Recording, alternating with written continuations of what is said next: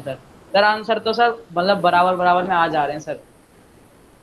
DPP number C में देख रहा हूँ, ठीक है। Yes sir. DPP number C में किस क्वेश्चन में डाउट है? क्वेश्चन नंबर याद है? यस सर, क्वेश्चन लिख रखे हैं सर। सर क्वेश्चन नंबर 2 बता दो सर पहले। क्वेश्चन नंबर 2, ठीक है। तो ये है क्वेश्चन नंबर 2, ठीक है। Yes sir. तो इसमें बोला गया है boron has two stable isotope B10 and B11. Average atomic weight for boron is in the periodic table. तो यहाँ पर बोरान का एटॉमिक वेट पूछ रहा है, तो एवरेज एटॉमिक वेट नहीं बताया गया बेटा? Average yes sir. Atomic weight बताया गया है ना? यस तो सर। सर उसका एवरेज फॉर्मूला लगाने के बाद आंसर नहीं आ रहा सर, वही दिलवाना फॉर्मूला पड़ेगा। अपने को नहीं आ रहा है, देख यस लेते सर। हैं। तो यहाँ पर जो बोरान 10 वाला है उसका परसेंटेज दिया गया है 19%, बोरान 11 दिया गया है 81%, ठीक है। तो अब यहाँ पर एटॉमिक वेट निकालना है, तो एवरेज एटॉमिक वेट, तो यहाँ पर 19% है 10 वाला और 81% है 11 वाला, ठीक है। Yes sir. तो इससे नहीं आया। सर करके देखो सर एक बार आप। एक बार मैं करके देख लेता हूँ, उसका आंसर गलत हो अगर नहीं आ रहा है तो 19 multiplied by 10 plus 81 multiplied by 11, ठीक है। और यस सर। इस कंप्लीट को तुम डिवाइड करोगे 100 से, है ना। इसको तुम डिवाइड कर दोगे 100 से, डिवाइड बाई 100, 10.81 आ रहा है। तो आंसर सर ए पार्ट तो आ रहा है बेटा, देखो। सर उसमें सर मेरे वाले डिब्बी में सर 10.0 दे रखा है सर इसका आंसर। यहाँ पर देखो जो आंसर है ए पढ़ दिया, ठीक है, कोई बात नहीं, तुम्हारे टिफिन में तो गलत दिया है, ठीक है। आंसर सही आ यस रहा है सर। इसका। सर 10.8 तो मेरा भी आ रहा था सर। सर हाँ टेन सही है। पॉइंट जीरो सर उसमें। सर हाँ बोलो। सर इसका नेक्स्ट क्वेश्चन। 13 क्वेश्चन इसका किसी डीपीपी का। Question number 13। Yes sir.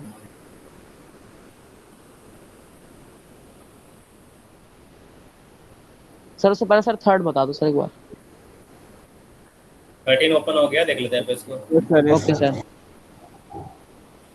यहाँ देखते बेटा, यहाँ पर total number of electron in 18 ml of water. Total number of electron पूछ रहा है, तो सबसे पहले तुम क्या निकालोगे? नंबर ऑफ वाटर, ठीक है, नंबर ऑफ वाटर मॉलिक्यूल। तो नंबर ऑफ वाटर कैसे निकालोगे? नंबर ऑफ मोल से। तो number of mole of H2 कैसे निकालोगे? Number of moles of H2 is equal given mass divided by molar मास, ठीक है। तो मास ऑफ वाटर कैसे निकालोगे? डेंसिटी यहाँ दिया गया है, डेंसिटी से तुम यहाँ पर वेट निकालोगे, ठीक है। तो यहाँ पर वॉल्यूम दिया गया, डेंसिटी इज इक्वल टू, है ना, given weight divide by volume, है ना। तो यहाँ से डेंसिटी दिया गया, डेंसिटी से हम लोग निकाल लेंगे weight. So weight is equal to density multiplied by volume. तो वेट यहाँ पर डेंसिटी दिया गया 18 ml, वॉल्यूम दिया 18 ml, डेंसिटी दिया गया 1 ग्राम पर ml। तो यहाँ पर वेट आ जाएगा 18 ग्राम। तो वाटर का भी 18 ग्राम है, नंबर ऑफ मोल्स निकालोगे, सो 18 divide by 18, number of moles 1 आ गया, तो 1 मोल वाटर है। इसमें किसी कोई डाउट है? No sir. No sir. Okay, 1 mole water आ गया। अब आगे यस सर। निकालना है यहाँ पर कि इलेक्ट्रॉन्स, टोटल इलेक्ट्रॉन। तो सबसे पहले तो निकालो नंबर ऑफ वाटर एटम, निकालोगे नंबर ऑफ H2 एटम, number of H2 is equal to, है ना, number of moles multiplied by Avogadro's number, it is equal to 1 multiplied by Avogadro number, ठीक है। तो नंबर ऑफ वाटर मॉलिक्यूल कितना आ गया? तो वाटर मॉलिक्यूल में कितने इलेक्ट्रॉन निकालोगे? सो number of electron in 1H2O, ठीक है। तो 2 हाइड्रोजन है, तो हाइड्रोजन में 2 इलेक्ट्रॉन होगा। एक ऑक्सीजन है, ऑक्सीजन में कितना इलेक्ट्रॉन होगा बेटा? ऑक्सीजन में बताओ कितना ऑक्सीजन में इलेक्ट्रॉन होगा? सर ऑक्सीजन ऑक्सीजन में तो इलेक्ट्रॉन होगा 8। हाँ, जैसे 8 हो गया। तो एक वाटर मॉलिक्यूल में 10 इलेक्ट्रॉन होंगे, ठीक है। तो 1 मल्टीप्लाइड बाई अन्य वाटर मॉलिक्यूल कितने इलेक्ट्रॉन होगा? So total electrons is equal to, ठीक है। तो 10 electron in 1 water molecule multiplied by total number of electron, total number of electron है 1Na, ठीक है। इसको मल्टीप्लाई कर लो, तो 10 मल्टीप्लाइड बाई 6.022 इंटू 10 पावर 23 हो जाएगा यहाँ पर 6.022 इंटू 10 पावर, 10 पावर कितना होगा यहाँ पर? 24, है ना। 10 पावर 24 बी पार्ट आंसर आ रहा है यहाँ पर। आंसर गलत दिया है क्या इसका? तो आंसर यहाँ पर होगा इतना, ठीक है। तो आंसर यहाँ पर होना चाहिए बेटा बी पार्ट। तो आंसर गलत दिया है, बी पार्ट आंसर है। और किसी कोई डाउट है? Sir third question. ये समझ में आ गया बेटा, इसका आंसर बी पार्ट करेक्ट है, बी पार्ट। Yes sir. इसका आंसर डी है। C B B. Sir 1 minute दोबारा से बता दो इसका आंसर। ये लिखा हुआ बेटा, मैंने इरेज नहीं किया, देखो यहाँ पर बी पार्ट आंसर आ रहा है यहाँ पर। Yes sir. ठीक है, नोट कर लो इसको। यहाँ पर सर 11। बेटा सब क्वेश्चन नहीं बताऊंगा, सब क्वेश्चन नहीं बताऊंगा, ठीक है। हर एक क्वेश्चन बता दूंगा तो फायदा क्या बेटा, हर एक क्वेश्चन में डिस्कस कर दो, तुम लोग आराम से सोए रहोगे। तो यहाँ पर मॉलिक्यूलर मास, हाँ ये बता रहा हूँ, केवल मैं यहाँ पर ट्रिक बताऊंगा, यहाँ पर मेथड की किस तरह सॉल्व करोगे। लिखा हुआ है molecular mass of A compound having empirical formula this is 90। Molecular formula is, empirical formula यहाँ पर दिया गया है, ठीक है। एम्पिरिकल फार्मूला वेट दिया गया है, तो मॉलिक्यूलर फार्मूला पूछ रहा है। ये हो गया। यहाँ देखो यहाँ पर तो यहाँ दिया गया है मॉलिक्यूलर, तो यहाँ पर मॉलिक्यूलर वेट दिया गया, molecular weight is equal to 90, ठीक है। तो एम्पिरिकल फार्मूला वेट कितना होगा बेटा, एम्पिरिकल फार्मूला वेट तो C2H5O। एम्पिरिकल फार्मूला वेट निकालोगे तो 2 कार्बन है, 2 multiplied by 12 plus 5 hydrogen plus 16 oxygen, ठीक है। सबको ऐड करो तो 24, ठीक है। 24 प्लस 5 प्लस 16 कितना हो जा रहा है ये? एम्पिरिकल फार्मूला वेट कितना आ रहा है बेटा? 45 आ रहा है ये, देखो। Yes sir. Empirical formula wait 45 हो गया। तो यहाँ तुम n निकालोगे, n क्या होगा बेटा? n होगा molecular formula wait divide bye empirical formula wait. तो ये जो फार्मूला इसमें रखोगे तो 90 डिवाइड बाय 45, तो n का वैल्यू 2 हो जाएगा। तो n का वैल्यू 2 यहाँ से मल्टीप्लाई कर दोगे तो यहाँ पे एम्पिरिकल फार्मूला, यहाँ पर जो मॉलिक्यूलर फार्मूला है, molecular formula is equal to n multiplied by empirical formula, ठीक है। तो n का वैल्यू 2 है, मल्टीप्लाई करोगे C2H5O को कितना आ जाएगा बताओ यहाँ पर answer? C4H10O2, C4H10O2 C part, ठीक है। सर नंबर ऑफ मोल्स में सर कौन सा फॉर्मूला लगा है सर इसमें? नंबर ऑफ मोल्स नहीं निकालना है यहाँ पर। यहाँ पर मैंने फॉर्मूला लगाया empirical formula wait divide bye, sorry, molecular formula wait divide bye empirical formula. ये नंबर ऑफ मोल्स नहीं है, यहाँ पर n है, यहाँ पर। Okay sir. सर बस लास्ट क्वेश्चन है, वो 14 क्वेश्चन देख लो, मुझे गलत लग रहा है वो क्वेश्चन नंबर 14। Yes sir. हो सकता है बड़ा गलत है, कोई बात नहीं है, कुछ क्वेश्चन गलत है यहाँ पर, ठीक है, घबराना नहीं है उससे।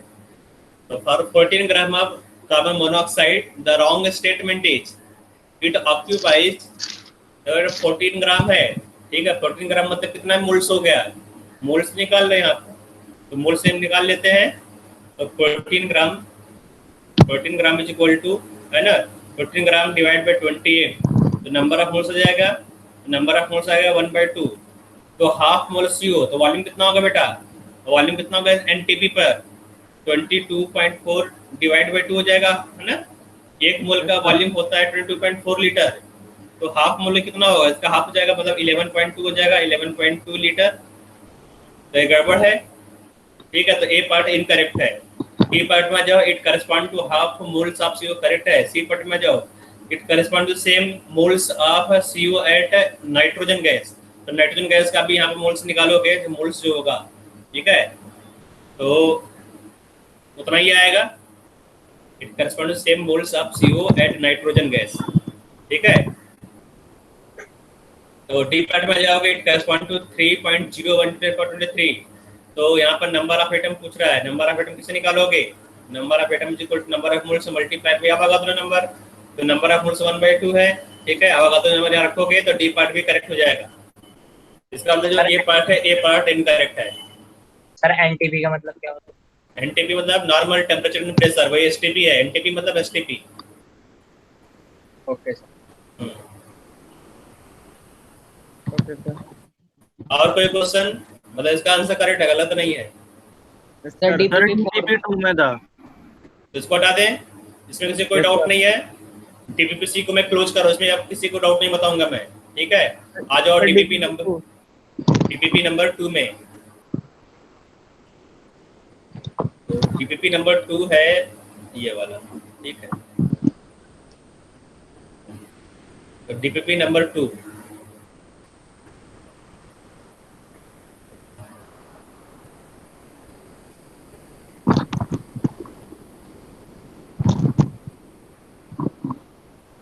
इसमें किस क्वेश्चन में डाउट है? Sir question 6।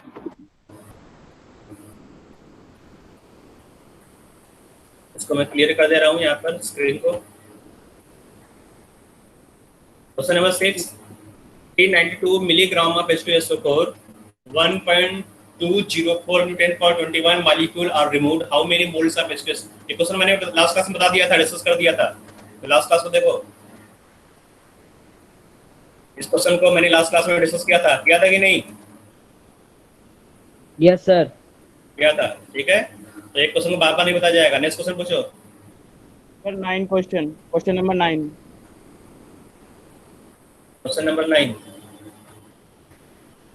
क्वेश्चन नंबर 9 है, x gram of element P, atomic weight 15, contains y atom, how many atoms are contained by 2x gram of element Q।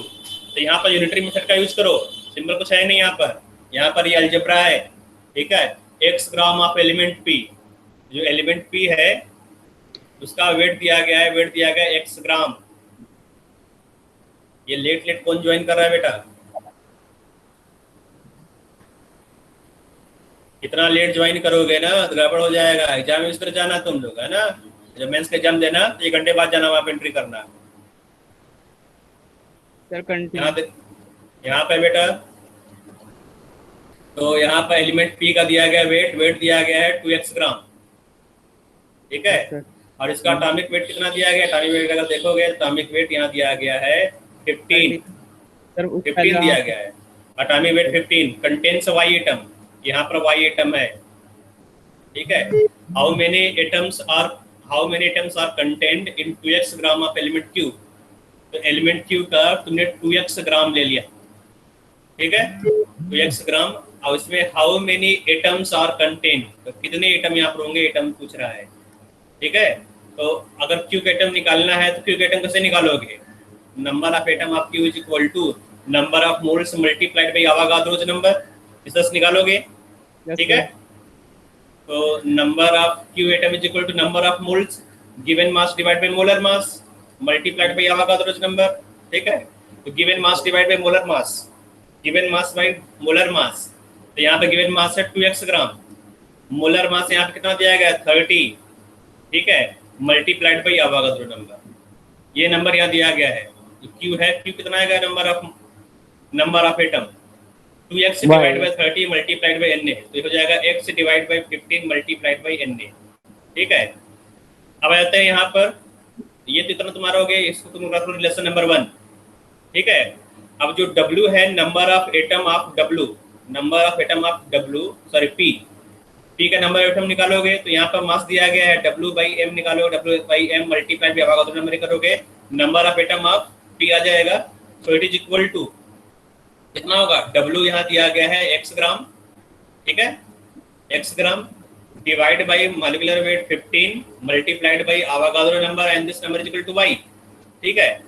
तो x divide by 15 multiplied by Na क्या होगा? ये जो value है x divide by 15 multiplied by Na that is equal to y। x divide by 15 multiplied by Na क्या होगा बेटा? y, है ना। देखो यहाँ पर जो तुमने रिलेशन नंबर 1 बना वो भी क्या है? Relation number 1, x divide by 15 multiplied by Na। तुमने इसको भी सॉल्व किया, यहाँ पर क्या आ रहा है? x divide by 15 multiplied by Na is equal to y। इसका मतलब जो 2x एलिमेंट Q है उसमें भी नंबर ऑफ एटम कितना होगा? y होगा। Answer D part.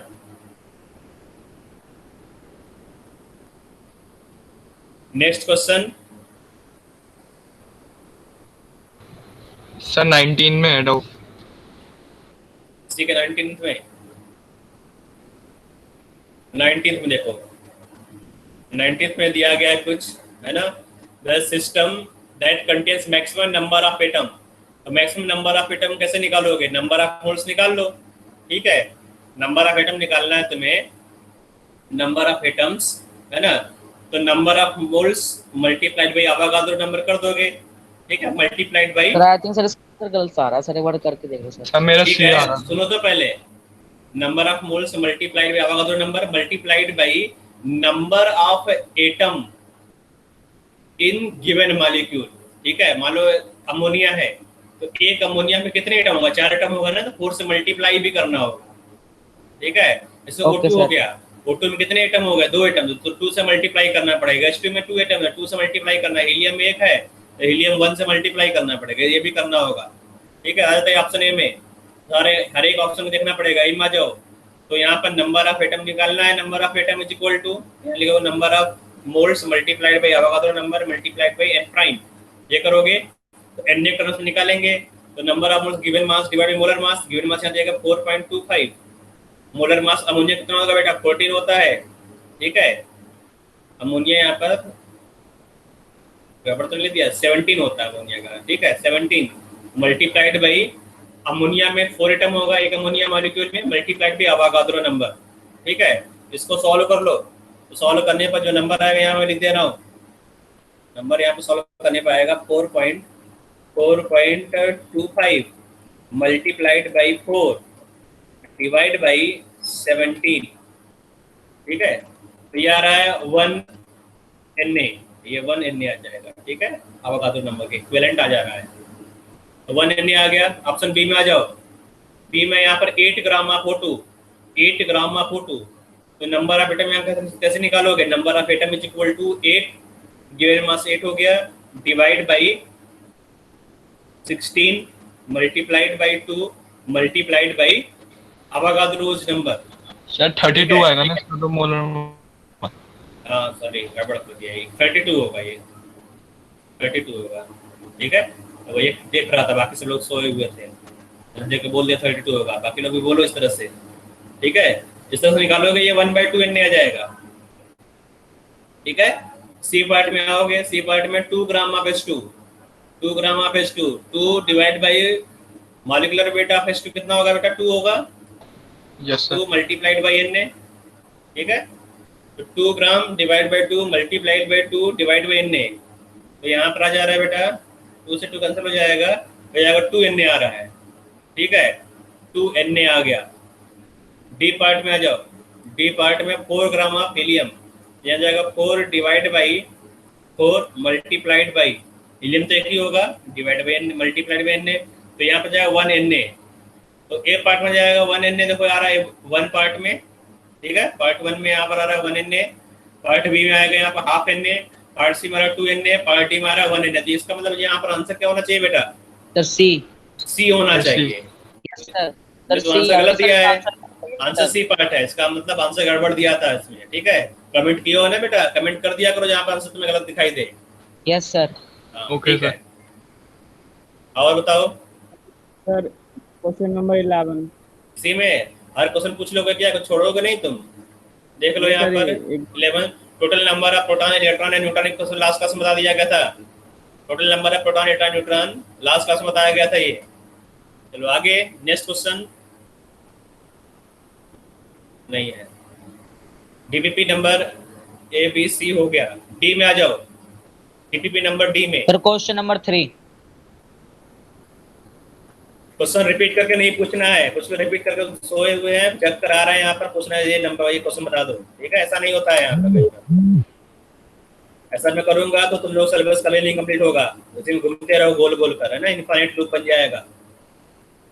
Question number 8 3 sir 3। ठीक है, the molecular mass of A compound having empirical formula, अभी भी बताया मैंने, है ना? यस दूसरे सर। पहले सर बताया था? सर 3 नहीं है सर, 4 है सर, गलती से 3 बोल दिया, 4 है sir. Question number 4, the specific heat of a metal is 0.16, the approximate atomic weight would be.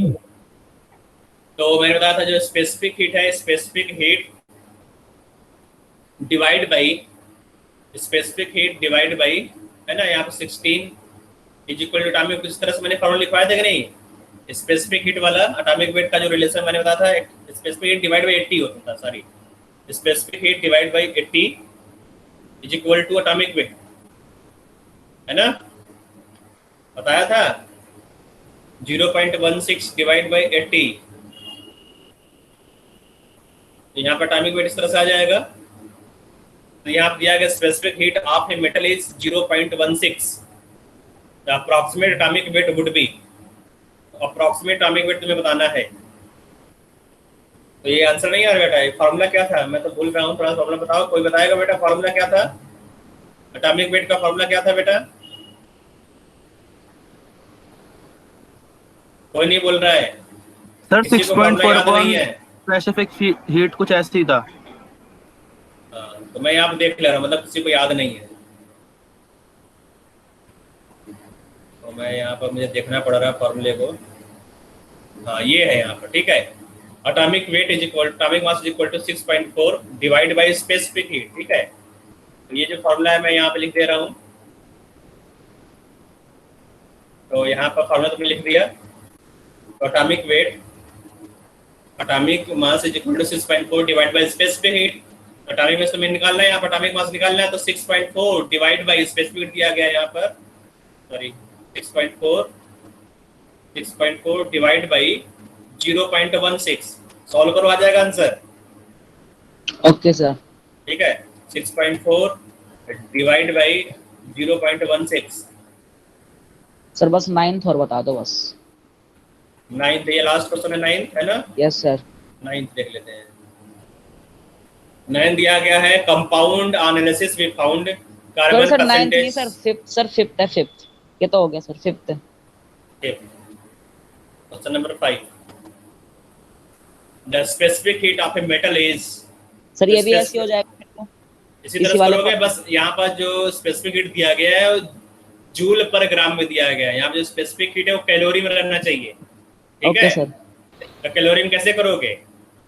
Calorie में याद है बेटा, कैलोरी में करने के लिए 1 joule is equal to, sorry 1 calorie is equal to 4.18 joule ये होता है, ठीक है। इसका मतलब इसको कैलोरी में कन्वर्ट करने के लिए तुम क्या करोगे, 4.18 से डिवाइड कर दोगे, क्योंकि जूल में दिया गया है।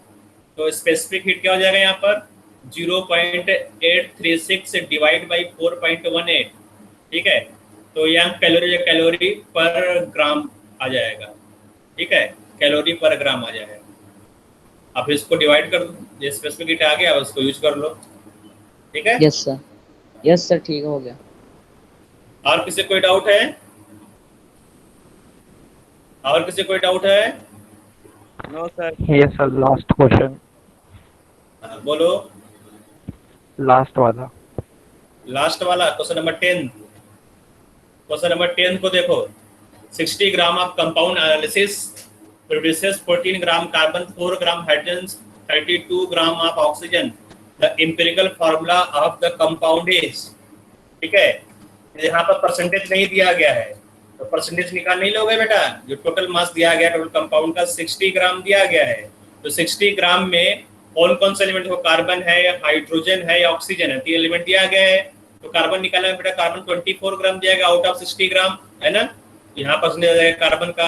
हाइड्रोजन को मैं निकाला, हाइड्रोजन 4 ग्राम दिया गया, 4 ग्राम आउट ऑफ 60 ग्राम, तो हाइड्रोजन का परसेंटेज आ जाएगा। ऑक्सीजन कितना है बेटा, 32 ग्राम आउट ऑफ 60 ग्राम, है ना। तो तीनों का परसेंटेज यहाँ पर आ जाएगा। अब कर लोगे? यस। हेलो बेटा, जिसने पूछा था। Yes sir.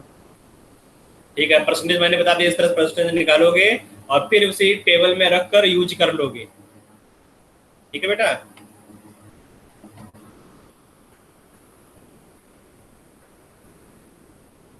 और किसी कोई डाउट है? नो सर, चारों डीपीपी हो गई। चारों डीपीपी हो गया। होमवर्क नेक्स्ट क्लास के लिए बेटा। इसके बाद जो है DPP E and F, DPP E and F करना तुम्हें बेटा, ठीक है। ये डीपीपी ई होगा बेटा 5th डीपीपी और डीपीपी एफ है 6th डीपीपी, ठीक है। इसके आगे मतलब आगे के 2 और डीपीपी करना है, ये याद रखो। जितना हो चुका उसके आगे के 2 और डीपीपी नेक्स्ट क्लास में करके आना है, ठीक बेटा। और नेक्स्ट क्लास से पहले तुम लोगों का टेस्ट होगा, तो टेस्ट में यहाँ से क्वेश्चन आएंगे, कुछ क्वेश्चन यहाँ से होगा बेटा, है ना। तो यहाँ पर जो क्वेश्चन दिया गया होगा सिर्फ इसमें क्वेश्चन होगा तुम्हारा कंसंट्रेशन टर्म्स का, ठीक है। इंपेरिकल फार्मूला कुछ क्वेश्चन होंगे यहाँ पर, लिमिटिंग रीजन का क्वेश्चन होगा, लिमिटिंग रीजन का नहीं होगा यहाँ पर, ठीक है। कंसंट्रेशन टर्म्स के क्वेश्चन होंगे यहाँ पर, तो कर लेना तुम लोग। सर वो सिलेबस डालने एक बार फिर से टेस्ट कर सर। सिलेबस बेटा जो पढ़ाया गया पूरा आएगा, कंसंट्रेशन टर्म्स तक आएगा पूरा पूरा, ठीक है। Okay sir. हाँ, शुरू से लेकर कंसंट्रेशन टर्म्स तक आएगा।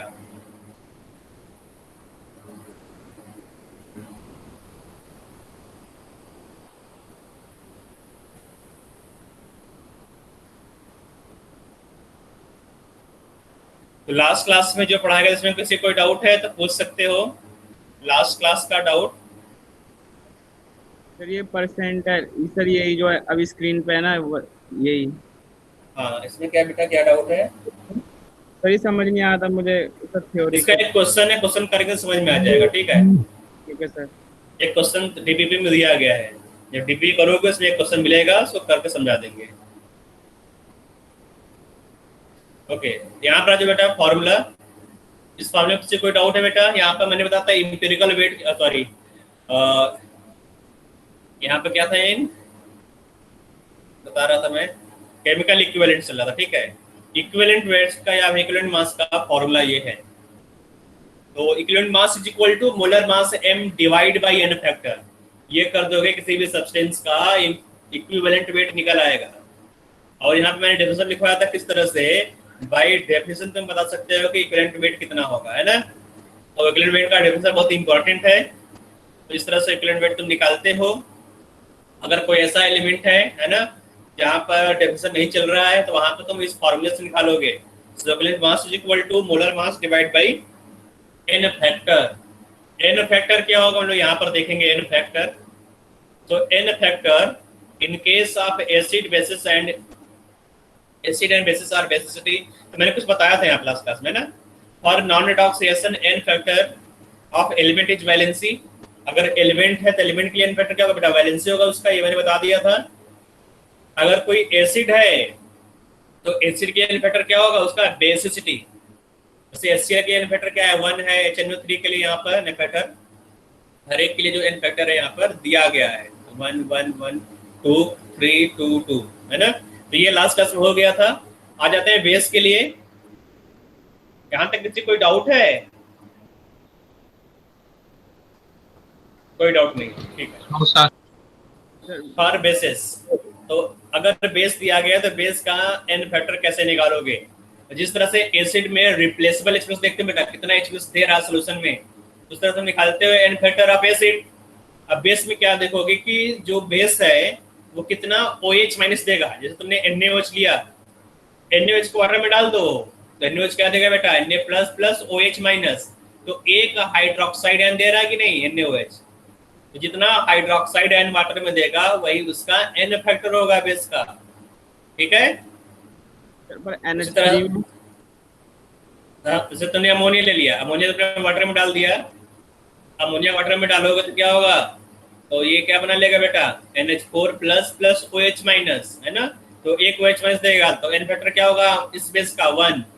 उसी तरह से तुमने क्या ले लिया, BaOH होल ट्वाइस ले लिया, BaOH होल ट्वाइस, ठीक है, होल ट्वाइस। देखो यहाँ पर 2 OH- देगा इस सॉल्यूशन में, बेरियम 2++ ट्वाइस OH-।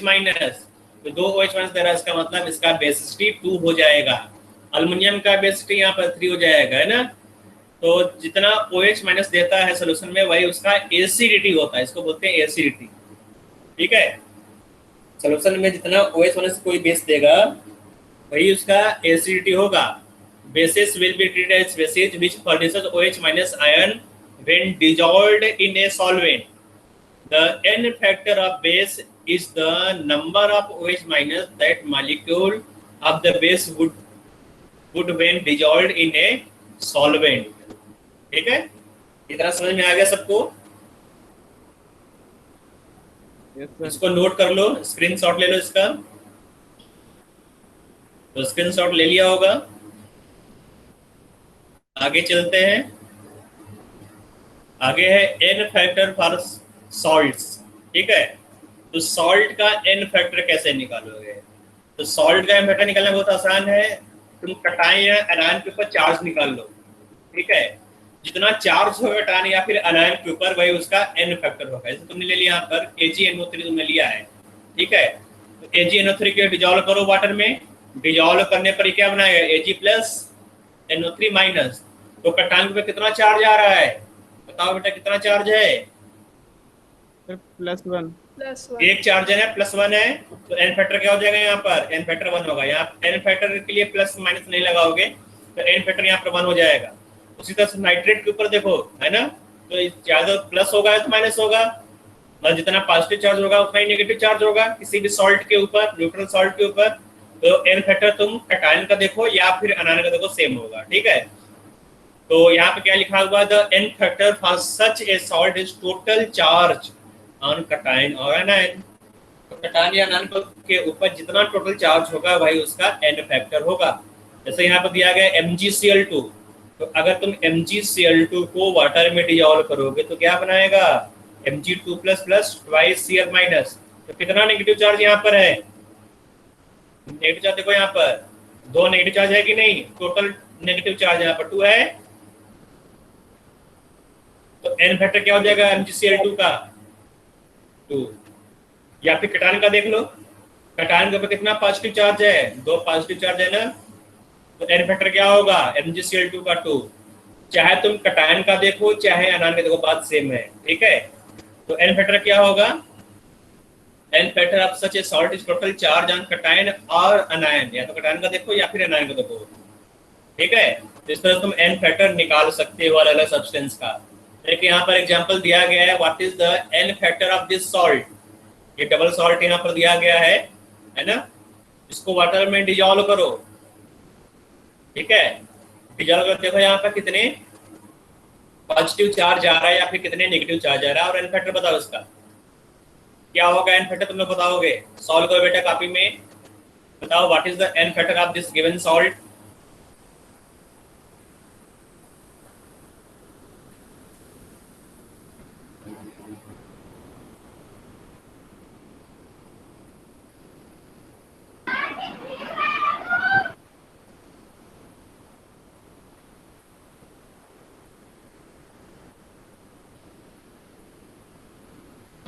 क्या होगा? सर 8 आ रहे हैं।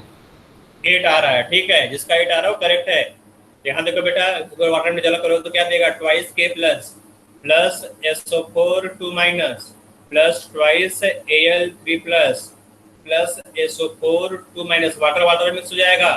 ठीक है, वाटर जो है वाटर में चला जाएगा 24H2O। तो वाटर को यहाँ कुछ देखना ही नहीं है, तुम्हें देखना कितने कटायन कितने अनायन है।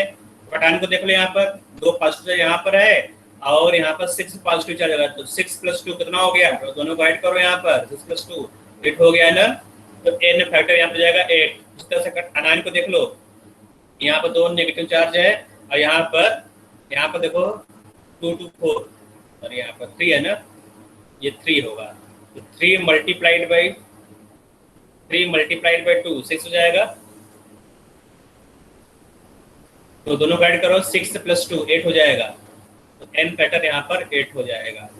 चाहे तुम कटायन का देखो चाहे अनायन का देखो, टोटल कटायन और टोटल अनायन देखना है, टोटल कटायन और total anion in the solution. तो n factor of this salt will be 8। लिख लोगे n factor is equal to 8, note कर लो। और किसी कोई डाउट है बेटा?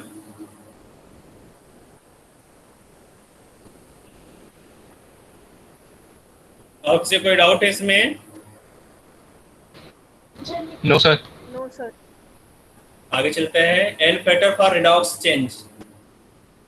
रिडॉक्स चेंज के लिए एन फैक्टर क्या होगा, है ना? तो यहाँ देखोगे, यहाँ जैसा एग्जांपल भी दिया गया है, तो यहाँ लिखा है बेटा, यहाँ पर फॉर ऑक्सीडाइजिंग एजेंट और reducing agent n factor is the change in oxidation number per moles of the substance. Per mole of the substance कितना ऑक्सीडेशन नंबर चेंज हो रहा है, वही उसका एन फैक्टर होगा। ठीक है, जैसे यहाँ आप देखो, यहाँ पर एग्जांपल यहाँ पर है, एग्जांपल नंबर 1 में, एग्जांपल नंबर 1 में दिया गया KMnO4, है ना? तो यहाँ पर मैग्नीज का ऑक्सीडेशन नंबर चेंज हो रहा है, तो मैग्नीज का ऑक्सीडेशन नंबर यहाँ निकालोगे तो +7 आ रहा है।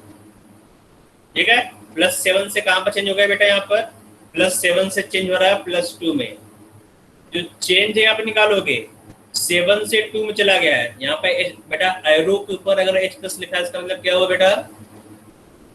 यहाँ पे लिखा हुआ रिएक्टेंट गिव्स प्रोडक्ट और एरो के ऊपर H प्लस लिखा हुआ है, ठीक है। रिएक्टेंट प्रोडक्ट एरो के ऊपर H प्लस, इसका मतलब जो मीडियम है,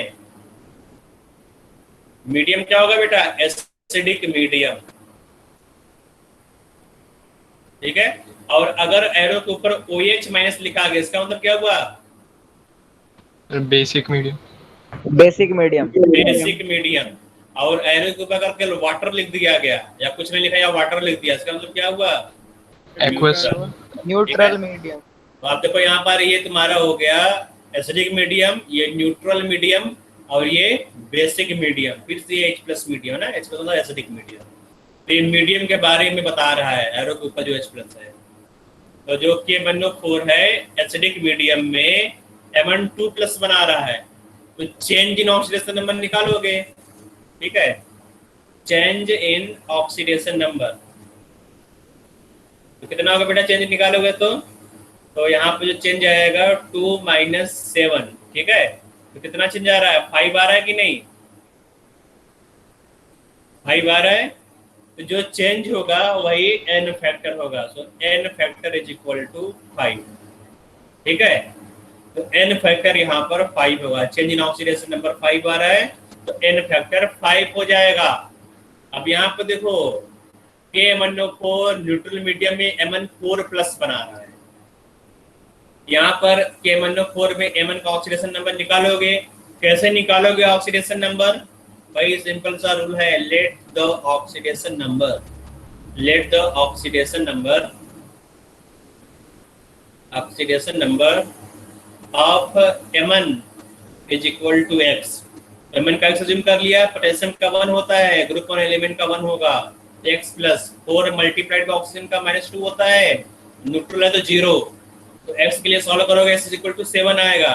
तो n factor of Mn in KMnO4 will be 7 और Mn4 प्लस यहाँ पर 4 होगा, ठीक है। प्लस 7 से प्लस 4 में जा रहा है, तो चेंज कितने का हुआ बेटा? यहाँ पर चेंज बताओ, 7 से 4 में गया तो चेंज कितना हुआ? 3। चेंज 3 का हुआ, तो n फैक्टर क्या हो जाएगा? 3 होगा, जो चेंज है वही n फैक्टर। इसका तुम लोग करके बताओ, इस बेसिक मीडियम वाले को। ये फर्स्ट में आपने चेंज स्टेशन नंबर लिखा हुआ, उसका क्या लिखा है? तो 1 ये मॉड है सर, तीसरे का 1 है सर। चेंज बेटा साइन इंडिपेंडेंट होता है, चेंज में कोई यहाँ पर साइन नहीं होना चाहिए, ठीक है। चेंज क्या होता है यहाँ पर? फाइनल माइनस इनिशियल, यहाँ मॉड लगा दो तो कोई यहाँ पर नेगेटिव साइन नहीं है, इसलिए यहाँ पर मैंने मॉड लगा दिया, ठीक है। तो यहाँ पे कितना आ रहा है बेटा चेंज? सर 1। 7 से आ गया 6 में, तो 7 से 6 में आया तो यहाँ पर n फैक्टर हो जाएगा 1, ठीक है। n फैक्टर यहाँ पर 1 हो गया, ठीक है। फोर्थ को देखो, फोर्थ में जो क्रोमियम है, क्रोमियम का जो क्रोमियम का जो ऑक्सीडेशन नंबर है वो निकालोगे, तो क्रोमियम का ऑक्सीडेशन नंबर 6 आ गया, ठीक है। और यहाँ पर क्रोमियम का ऑक्सीडेशन नंबर 3 है, तो यहाँ पे चेंज निकालोगे, चेंज निकालोगे बेटा, सुनो पहले, चेंज निकालोगे यहाँ पर, तो चेंज पर क्रोमियम, चेंज पर क्रोमियम यहाँ पर 3 का आएगा कि नहीं? 6 - 3 करोगे तो 3 का आएगा, तो एक क्रोमियम में 3 यूनिट का चेंज हुआ, तो एक जो क्रोमियम है 6 से 3 में जा रहा है, लेकिन रिएक्टेंट में कितना क्रोमियम है? देखो ध्यान से, 2 क्रोमियम है, ठीक है। तो टोटल चेंज कितना होगा? Total change in oxidation number, ठीक है, is equal to 3 multiplied by 2 is equal to 6 जाएगा। तो टोटल चेंज यहाँ पर 6 आ रहा है, तो यहाँ पर जो n फैक्टर है, n फैक्टर कितना होगा? 6। समझ में आ रहा है? सर दोबारा बता दो। फिर से देखो, दोबारा देखो बेटा, यहाँ पर तुमने क्रोमियम का ऑक्सीडेशन नंबर निकाला 6 आया, तो ये जो क्रोमियम का ऑक्सीडेशन नंबर निकाला बेटा, ये एक क्रोमियम का ऑक्सीडेशन नंबर है, ठीक है। प्रोडक्ट में क्रोमियम का ऑक्सीडेशन नंबर 3 आ गया, ठीक है। तो पर क्रोमियम चेंज निकाला कि एक क्रोमियम में कितना ऑक्सीडेशन नंबर चेंज हो रहा है, तो 6 माइनस 3 हो जाएगा, है ना। एक क्रोमियम एटम में 3 का चेंज आ रहा है, लेकिन जो मॉलिक्यूल है, देखो बेटा, जो तूने डेफिनेशन लिखा हुआ है इसमें क्या लिखा हुआ है, और ऑक्सीडाइजिंग एजेंट और reducing agent, n factor is the change in oxidation number per mole of the substance. Per mole of the substance मतलब पर मॉलिक्यूल तुम्हें निकालना है, एक मोल के लिए तुम्हें निकालना है, ठीक है। तो इस पूरे मॉलिक्यूल तुम निकालोगे, तो यहाँ पर 2 क्रोमियम है ना। एक क्रोमियम में 3 का चेंज हुआ, 2 क्रोमियम कितने का चेंज होगा, 6 का।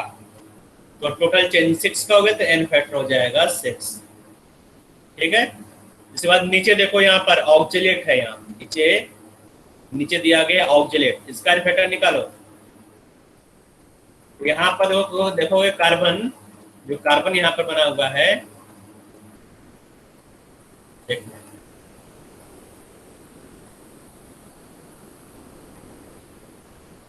क्या हो गया, एक मिनट बेटा। तो यहाँ पे जो कार्बन है, कार्बन का ऑक्सीडेशन नंबर निकालोगे तो +3 आएगा। यहाँ पर कार्बन का ऑक्सीडेशन नंबर +3 आ रहा है, यहाँ पर कार्बन का ऑक्सीडेशन नंबर +4 आ गया, ठीक है। अब बताओ क्या होगा, क्या होगा यहाँ पर एन फैक्टर कितना आएगा, सर 2 है। तो यहाँ पर एक कार्बन में एक का चेंज होगा, चेंज पर कार्बन एटम, एक कार्बन एटम में चेंज है वो 1 का आ रहा है यहाँ पर। तो टोटल चेंज कितना होगा, टोटल चेंज, तो total change equal to 1 multiplied by 2 is equal to 2 हो जाएगा। तो टोटल चेंज 2 आ गया। यहाँ पर देखो 6, 7, 8, 9 को करो, बाकी सबको करो।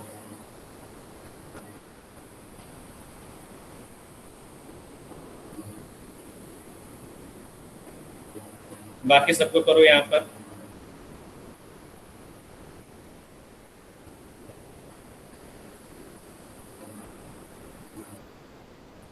टोटल चेंज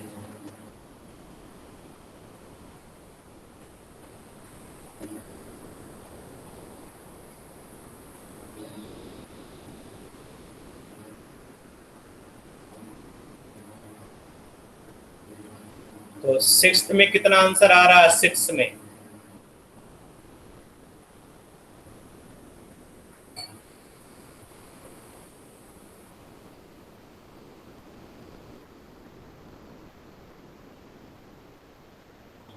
आयरन का यहाँ ऑक्सीडेशन नंबर निकालोगे +2 आ रहा है, ठीक है। इस साइड निकालोगे तो +3 होगा। तो अब ये रिएक्टेंट साइड में एक ही आयरन है, आयरन में चेंज कितने का हो रहा है बेटा, 1 यूनिट का। तो चेंज यहाँ पर कितना आ रहा है, चेंज इज इक्वल टू 1। तो एन फैक्टर क्या होगा, 1 होगा। रिएक्टेंट में देखना तुम्हें कितना आयरन है, रिएक्टेंट को लेके आयरन है, प्रोडक्ट में कितना आयरन से नहीं मतलब।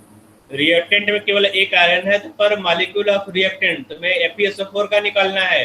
FeSO4 का जो एन फैक्टर है 1 होगा। तो देखो यहाँ पर 7th में, अब यहाँ पर Fe2O3 का एन फैक्टर निकालना है। तो एक आयरन का ऑक्सीडेशन नंबर यहाँ पर आएगा +3, यहाँ पर आ रहा है +2। तो पर आयरन में जो चेंज है, चेंज पर आयरन इज इक्वल टू 1। तो टोटल चेंज कितना होगा यहाँ पर, टोटल चेंज 2 यहाँ पर देखो, जो जिसका तुम्हें एन फैक्टर निकालना है, जिस मॉलिक्यूल का इसमें 2 आयरन है, एक आयरन में एक का चेंज होगा, 2 आयरन में 2 का चेंज होगा। तो एन फैक्टर यहाँ पर जाएगा 2, इसका आंसर हो जाएगा 2, ठीक है। यहाँ पर आंसर हो जाएगा 2 हो गया, यहाँ पर आंसर 1 आया था, यहाँ पर आंसर आया था 2, ठीक है। आगे 8 वाला करो बेटा, 8। सर एक बार सर 6 में बता दो सर, FeSO4 का सर 2 क्यों आया सर ऑक्सीडेशन में? FeSO4 में देखो बेटा, आयरन का ऑक्सीडेशन नंबर 2 है, क्लियर। आयरन सर का ऑक्सीडेशन ऑक्सीडेशन क्या गया है मतलब पहले से? क्या नहीं दिया रहेगा, निकालना पड़ेगा तुम्हें ऑक्सीडेशन। मैंने बताया ऑक्सीडेशन नंबर कैसे निकालोगे। लेकिन सर S का तो पता ही नहीं है सर इसमें। यहाँ पे कोई सल्फेट है ना, सल्फेट को कितना चार्ज होगा। ओके सर, ठीक है, समझ गए सर।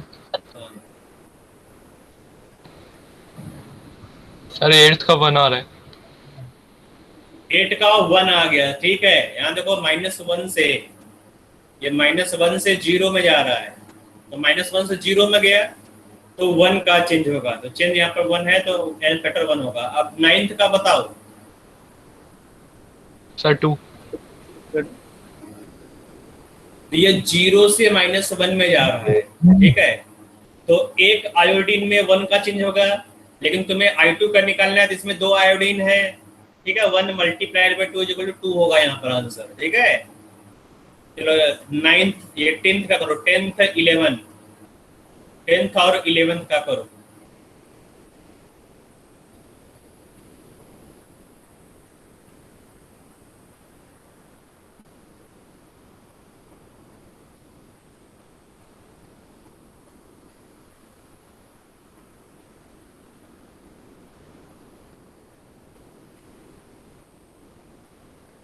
एक मिनट,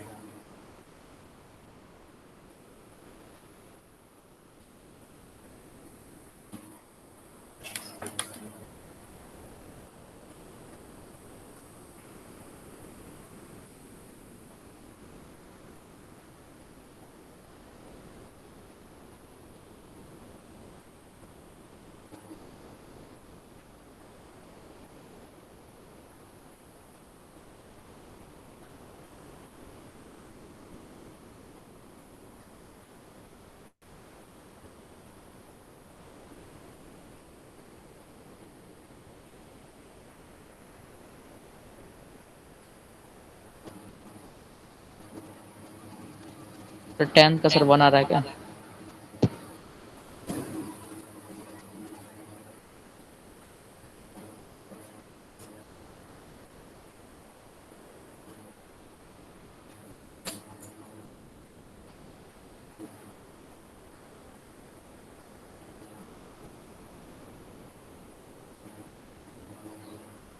सर 1 आ रही है 10 की।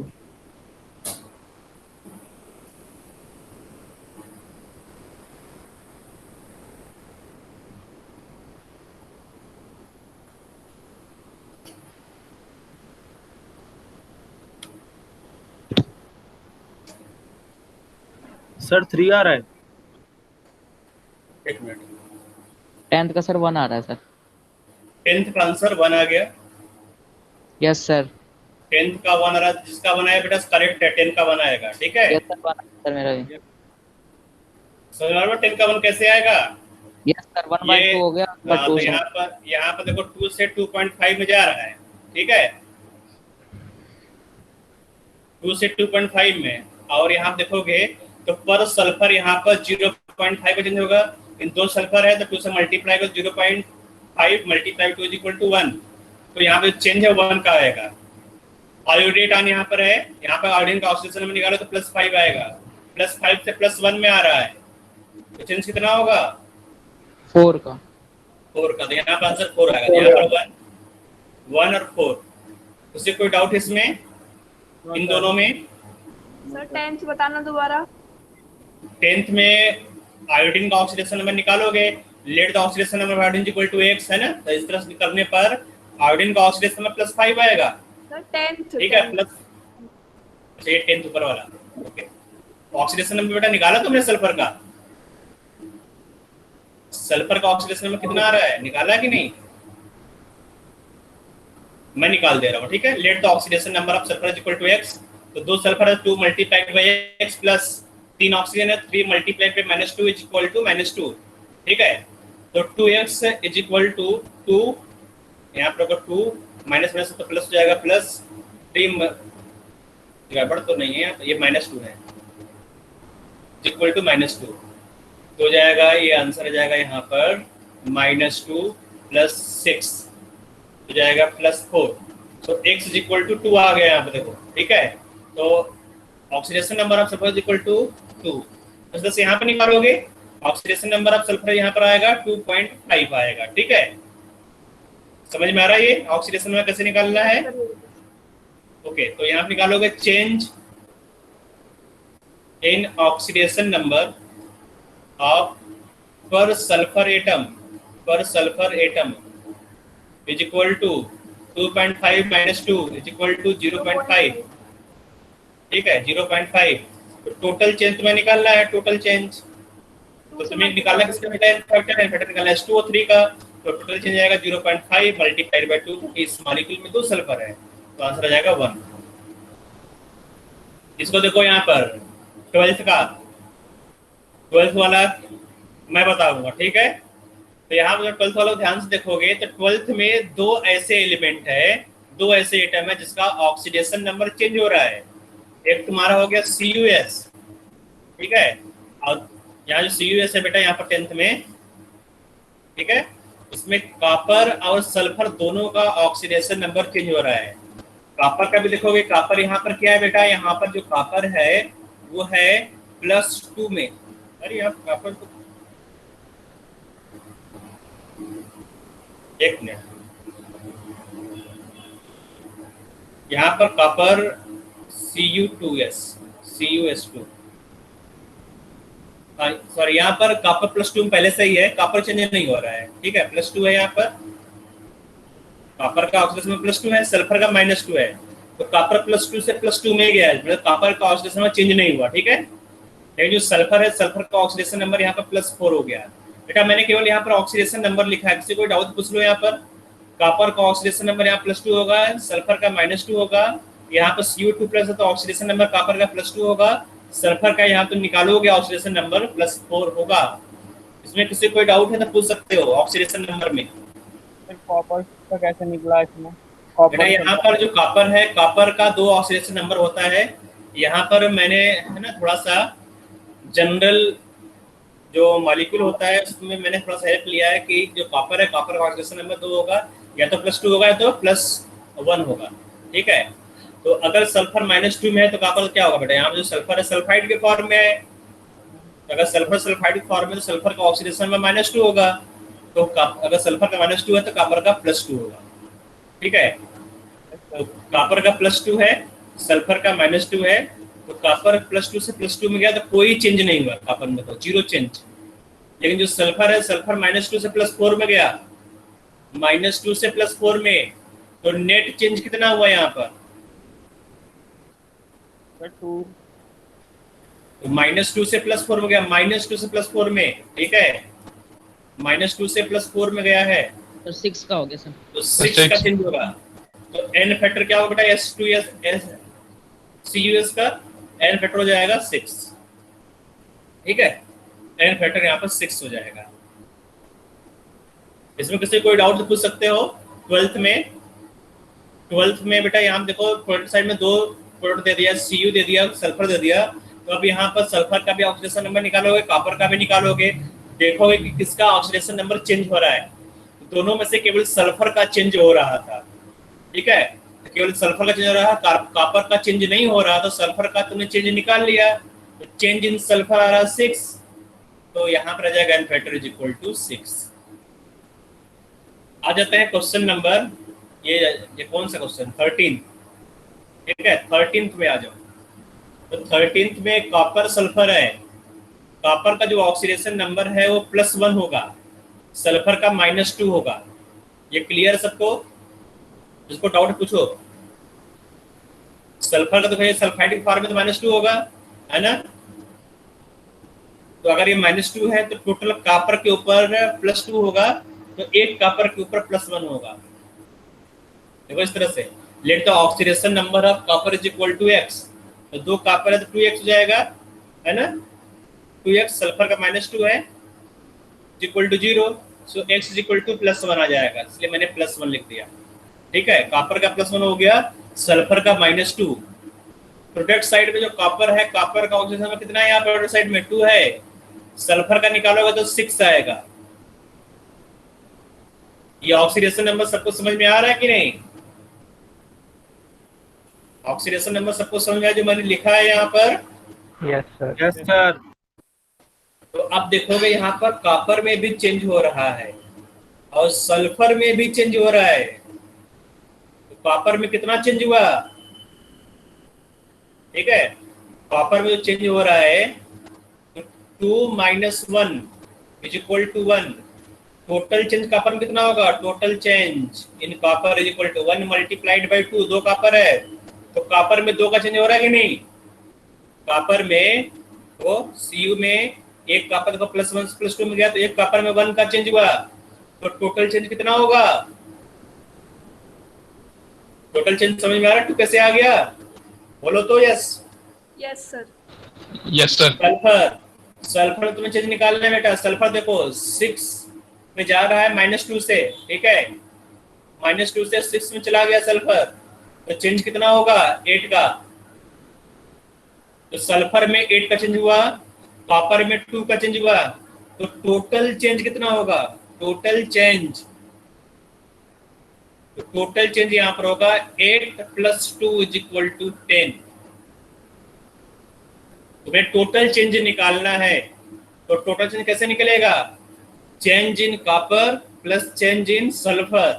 कॉपर में भी चेंज हो रहा है, वो कॉपर +1 से +2 में गया, सल्फर में भी चेंज हो रहा है, सल्फर -2 से +6 में गया, तो टोटल चेंज होगा कॉपर का चेंज प्लस सल्फर का चेंज, तो 2 + 8 = 10। तो टोटल चेंज यहाँ पर 10 हो जाएगा। तो n फैक्टर यहाँ पर क्या होगा बेटा? 10। आंसर यहाँ पर 10 आ जाएगा 13th का। नोट कर लो, 14th इसी तरह से करोगे। एक बार 13 दोबारा समझा दो। पूरा समझाना पड़ेगा, इतना चिल्लाए हो, मैं कई बार मैं रिपीट किया हूँ बीच में।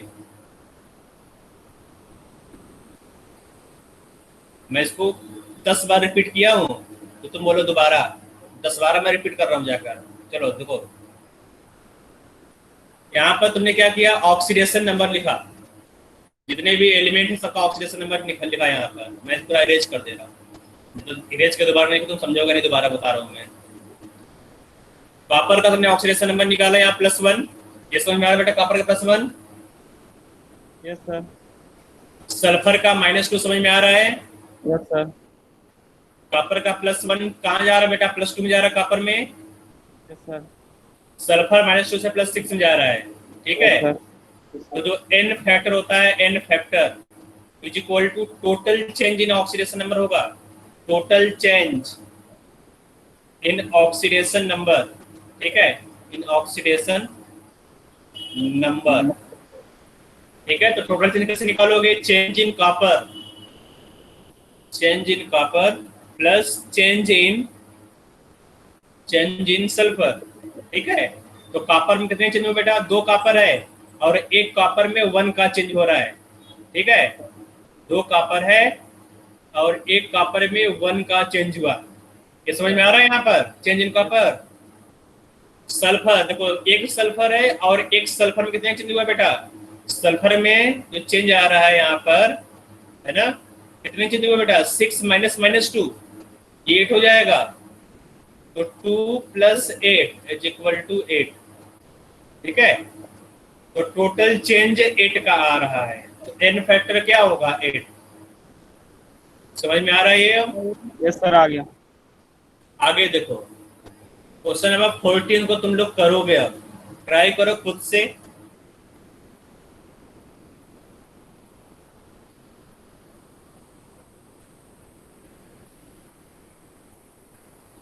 क्वेश्चन नंबर 14 ट्राई करो बेटा, फिर मैं समझाऊंगा, ठीक है। तो ये बात तुम लोगों को डिफिकल्ट वाला करना आना चाहिए।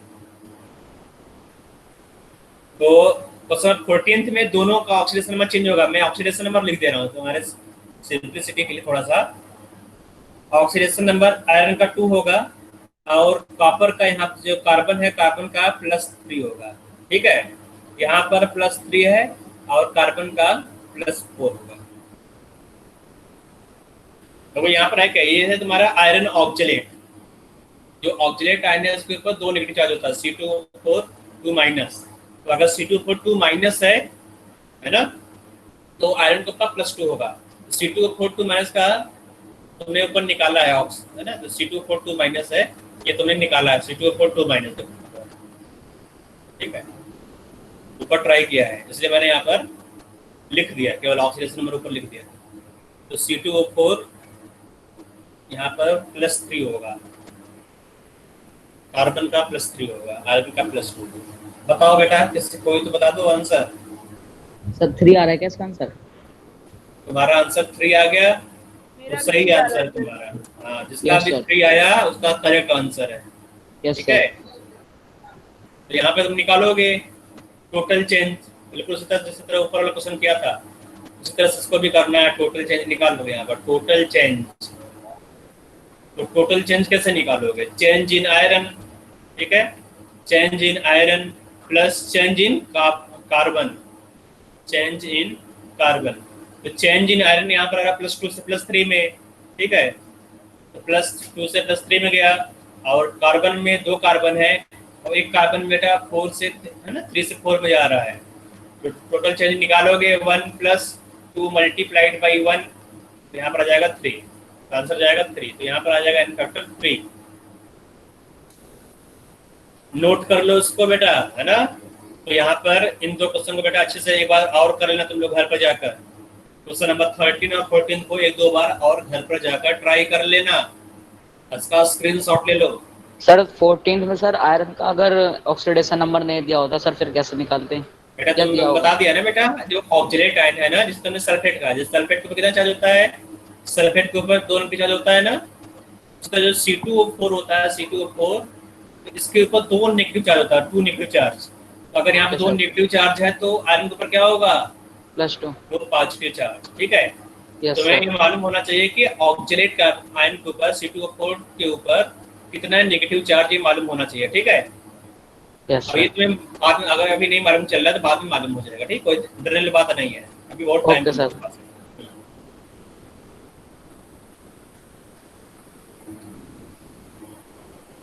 नोट कर लो। आगे हम लोग पढ़ेंगे नॉर्मलिटी। तो नॉर्मलिटी छूट गया था, बहुत पहले छूटा हुआ था, है ना। बहुत दिन हो गए नॉर्मलिटी पढ़े हुए, हम लोगों ने लिखा था आगे कंसेप्ट टर्म्स में। नॉर्मलिटी हम लोग आगे पढ़ेंगे, आगे पढ़ेंगे। अब आ गया टाइम नॉर्मलिटी पढ़ने के लिए। तो नॉर्मलिटी को कैपिटल N से रिप्रेजेंट करोगे। जो नॉर्मलिटी है ना, उसको तुम कैपिटल N से रिप्रेजेंट करोगे, ठीक है। So normality is equal to the number of gram equivalents divide by volume in litres, ठीक है। Number of gram equivalents divide by volume in litre, ठीक है। तो ये नंबर ऑफ ग्राम इक्विवेलेंट्स कैसे निकालोगे? Number of gram equivalents equal to n multiplied by n factor. तो यहाँ पर जो n है, पहला वाला n, ये है number of moles, number of moles. तो नंबर ऑफ मोल्स को अगर n फैक्टर से मल्टीप्लाई कर दोगे तो नंबर ऑफ ग्राम इक्विवेलेंट्स आ जाएंगे, ठीक है। तो number of gram equivalents is similar to the number of moles. Number of moles तुमने पढ़ा होगा बेटा स्टार्टिंग में, नंबर ऑफ मोल्स या मोल्स क्या होता है, नंबर ऑफ मोल्स, है ना। तो यहाँ पर नॉर्मलिटी में हम लोग नंबर ऑफ ग्राम इक्विवेलेंट्स निकालते हैं। So number of gram equivalents is equal to number of moles multiplied by n factor. इसलिए मैंने ऊपर यहाँ पर n फैक्टर लिखा है। n फैक्टर क्या होता है ना, तो n फैक्टर यहाँ से मल्टीप्लाई कर दो जिसका भी तुम्हें नॉर्मलिटी निकालना हो, तो नंबर ऑफ ग्राम इक्विवेलेंट आ जाएगा और डिवाइड कर दो उसको वॉल्यूम इन लीटर से, ठीक है। तो वॉल्यूम को लीटर से डिवाइड कर दो, तो यहाँ पर नंबर ऑफ ग्राम इक्विवेलेंट्स आ जाएंगे, ठीक बेटा। तो इस फार्मूले को तुम लोग नोट कर लो, मैं नीचे कर दे रहा हूँ, स्क्रॉल डाउन कर दे रहा हूँ यहाँ पर।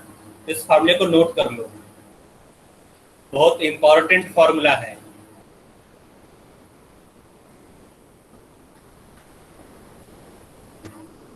स्क्रीन शॉट ले लिए बेटा। यहाँ पर जो 1 लीटर होता है, 1 litre is equal to 1 decimetre cube होता है, याद रखना बेटा। 1 litre is equal to 1 decimetre cube. Again 1 litre is equal to 1000 centimetre cube, ठीक है। ये रिलेशन होता है, तुम्हें मालूम होना चाहिए लीटर के लिए। तो यही लिखा हुआ है यहाँ पर 1 litre in bracket 1 decimetre cube. तो आगे यहाँ पर दिया गया, लिखा गया बेटा, relation between molarity and normality. Molarity और नॉर्मलिटी में एक रिलेशन होता है, उसको निकालोगे। तो हम लोग नॉर्मलिटी डायरेक्टली नहीं निकालेंगे। जब भी नॉर्मलिटी निकालना हो हम लोग इस रिलेशन का यूज करेंगे, क्योंकि हम लोगों को मोलरिटी निकालना अच्छे से आता है। तो मोलरिटी और नॉर्मलिटी का रिलेशन निकाल लेंगे और इस रिलेशन के यूज से, ठीक है, यहाँ जो रिलेशन है बेटा, इस रिलेशन का यूज करके हम लोग नॉर्मलिटी निकालेंगे।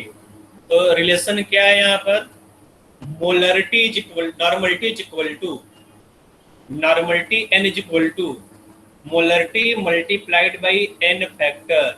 ठीक है, ये बहुत ही इंपॉर्टेंट फॉर्मूला है। Normality is equal to molarity multiplied by n factor. ठीक है, इसका मतलब अगर किसी सब्सटेंस का मोलरिटी तुम्हें मालूम है तो नॉर्मलिटी कैसे निकालोगे? मोलरिटी को n फैक्टर से मल्टीप्लाई कर दो, नॉर्मलिटी आ गया सिंपली, है ना। या फिर किसी सब्सटेंस का नॉर्मलिटी निकालना है तो उसका मोलरिटी निकालो, मोलरिटी को n फैक्टर से मल्टीप्लाई कर दो, नॉर्मलिटी आ गया। ठीक है, समझ में आ रहा है बेटा? ये ऊपर यहाँ पर जो सेकंड फार्मूला है n factor is equal to molecular weight divide by equivalent mass. ठीक है, ये तूने ऊपर देखा था भाई, तो यहाँ थोड़ा सा देखो, इक्विवेलेंट मास तुमने लिखा था, equivalent mass is equal to molar mass divide by n factor. n factor यहाँ पर आ गया, इक्विवेलेंट मास यहाँ पर आ गया, बस इसी फार्मूला को रीअरेंज करके यहाँ पे लिख दिया गया है। कोई नया फार्मूला ये नहीं है, बस नया फार्मूला ये ऊपर वाला है। ठीक है, तुम्हें केवल ये वाला फार्मूला याद रखना है, ये वाला फार्मूला। ठीक है, तो normality is equal to molarity multiplied by n factor, ये फार्मूला याद होना चाहिए। ठीक है, equivalent weight is equal to molar mass divide by n factor. ये दोनों फार्मूला अलग अलग नहीं, एक ही है, अलग अलग ढंग से उसको लिखा गया है। ठीक है, तो यहाँ तक समझ में आ गया? यहाँ तक? Yes sir. तो हम लोग कुछ क्वेश्चन करेंगे, है ना। तो क्वेश्चन कैसे करोगे तुम लोग? तो क्वेश्चन के लिए क्वेश्चन निकालना पड़ेगा। क्वेश्चन देखते हैं यहाँ पे कुछ है कि नहीं। तो यहाँ पे मैं क्वेश्चन निकाल रहा हूँ।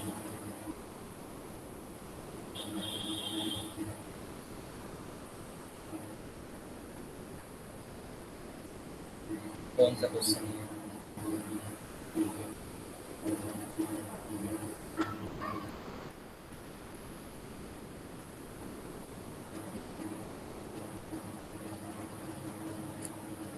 नॉर्मलिटी क्वेश्चन करना तुम लोग। ठीक है, तो नॉर्मलिटी क्वेश्चन मैं ढूंढ रहा हूँ यहाँ पर।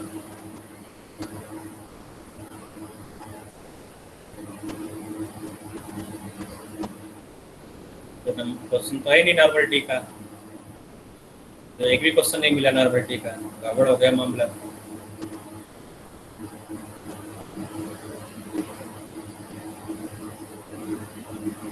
चलो यहाँ पर देखो, ये जो क्वेश्चन है ना, ये solution is made by dissolving 49 gram H2SO4 into 40 ml of molarity के जगह हम लोग कर देंगे नॉर्मलिटी। ठीक है, यहाँ पर हम लोग निकालना है नॉर्मलिटी, सेम क्वेश्चन रहेगा, बस मोलरिटी जो है तुम्हें निकालना होगा नॉर्मलिटी। ठीक है, तो नॉर्मलिटी क्या होगा ये तुम्हें निकालना है। तो इसको मैं यहाँ पर कॉपी करूँगा, इस क्वेश्चन को, सेम क्वेश्चन को मैं इस पर कॉपी कर ले रहा हूँ। ठीक है, तो इसी क्वेश्चन तुम्हें करना है, बस मोलरिटी है तुम्हें नॉर्मलिटी निकालना है। What is the normality of H2SO4? तो इसका नॉर्मलिटी निकालो, नॉर्मलिटी निकालना है। तो नॉर्मलिटी कैसे निकालो बेटा? Molarity multiplied by n factor, इससे नॉर्मलिटी आएगा। निकालो नॉर्मलिटी बेटा। तो नॉर्मलिटी निकालने तुम पहले मोलरिटी निकालोगे, तो सबसे पहले तुम लोग बताओगे इसका मोलरिटी कितना होगा। सर नॉर्मलिटी 1 आ रही है क्या इसकी? पहले तुम मोलरिटी बताओ, मोलरिटी कितना आया बेटा? क्वेश्चन में पूछा है, मोलरिटी यहाँ पर 2 आ गया। Yes sir.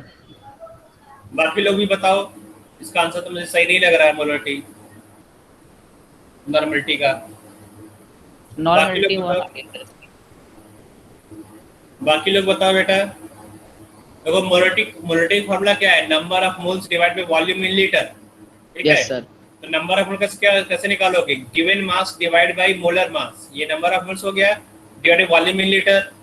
So given mass divide by molar mass, given मास है यहाँ पर 49 ग्राम, मोलर मास H2SO4 होता है 98।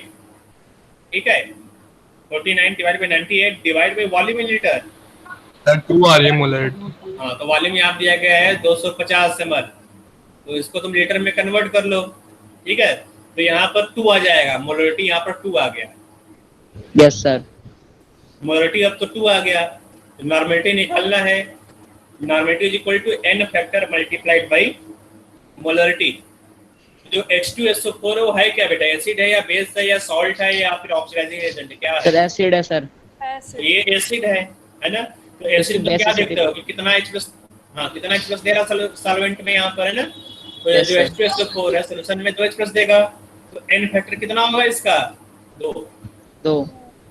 तो नॉर्मलिटी क्या होगा बेटा, normality equal to n factor 2 multiplied by molarity 2, 2 multiplied by 2 कितना हो जाएगा 4, ठीक है।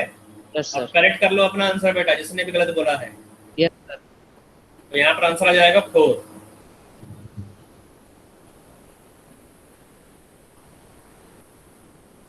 तो इस तरह से नॉर्मलिटी को निकालना होगा, निकाल लोगे नॉर्मलिटी। अब बाकी क्वेश्चन पूछेगा तो एग्जाम में मान लो नॉर्मलिटी क्वेश्चन आए तो कर लोगे ना।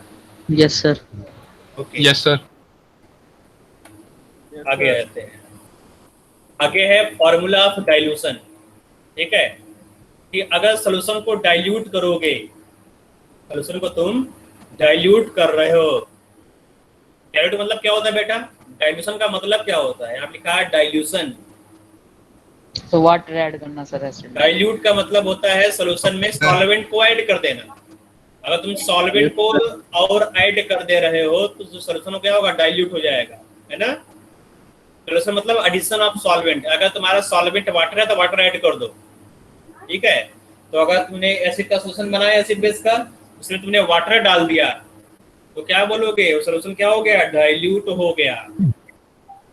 समझ में आ रहा है बेटा। तो डाइल्यूशन का फार्मूला क्या है, N1V1 is equal to N2V2।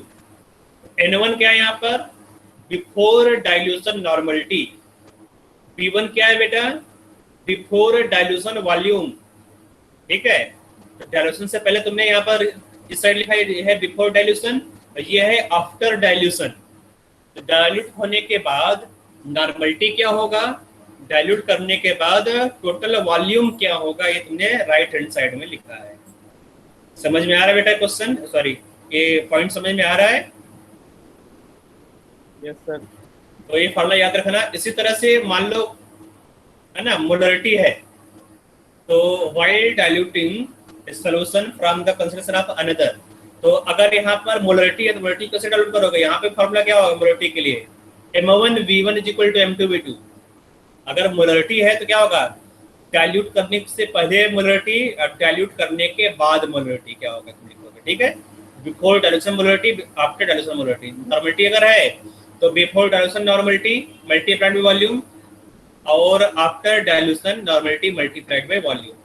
तो ये दो फार्मूला, ये फार्मूला यहाँ पर रिपीट हुआ था, ये वाला जो फार्मूला है ना, ये फार्मूला यहाँ पर रिपीट हुआ है, ठीक है। और फिर से ये फार्मूला यहाँ पर रिपीट हुआ है। समझ में आ रहा है बेटा।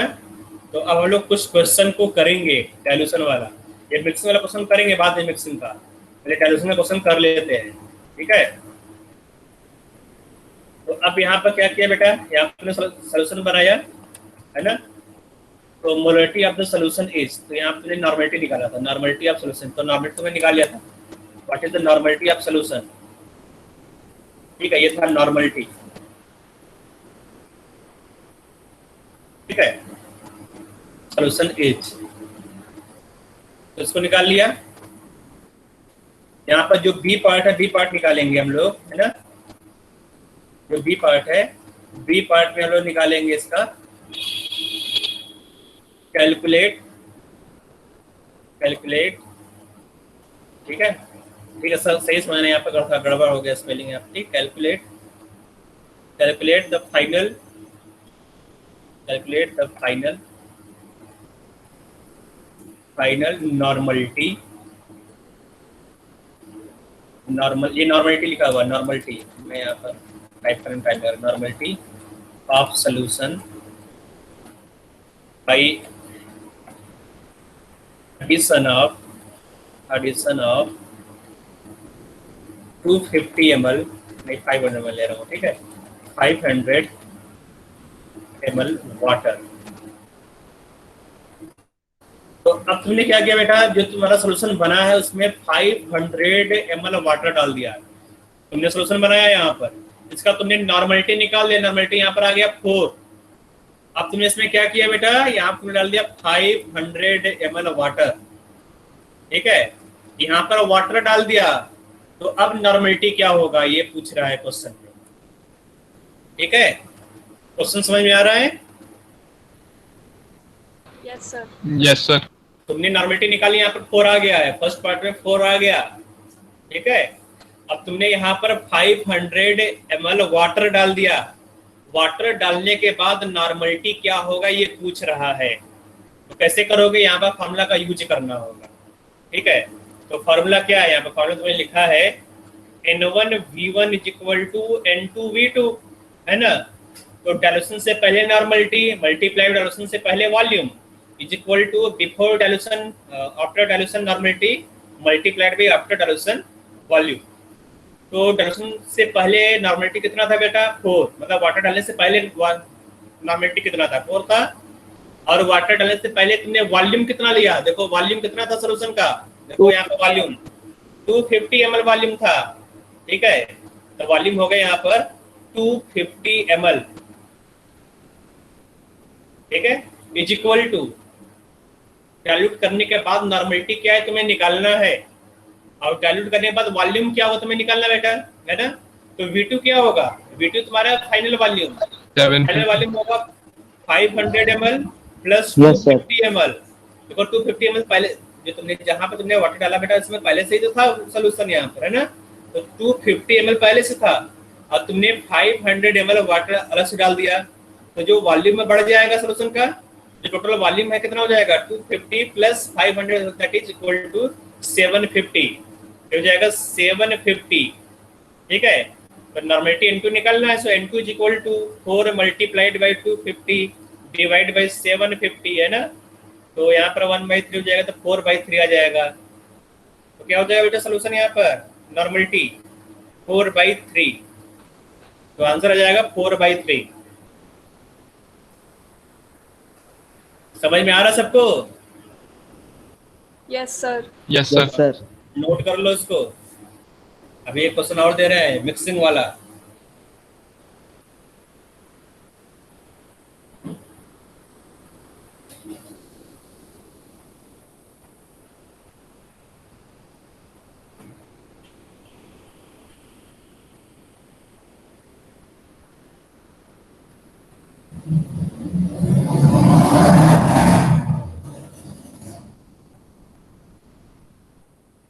एक मिनट बेटा।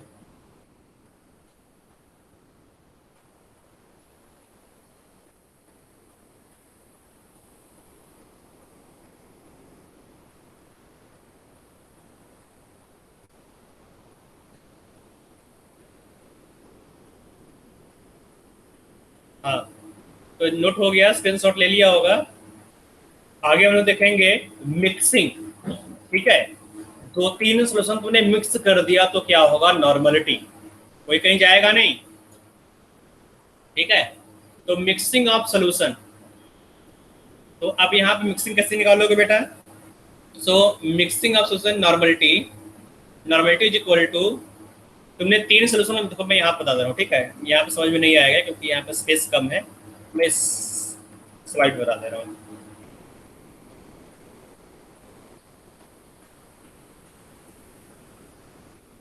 यहाँ तुमने क्या किया, तुमने 3 सोल्यूशन लिया, solution A, solution B, solution C.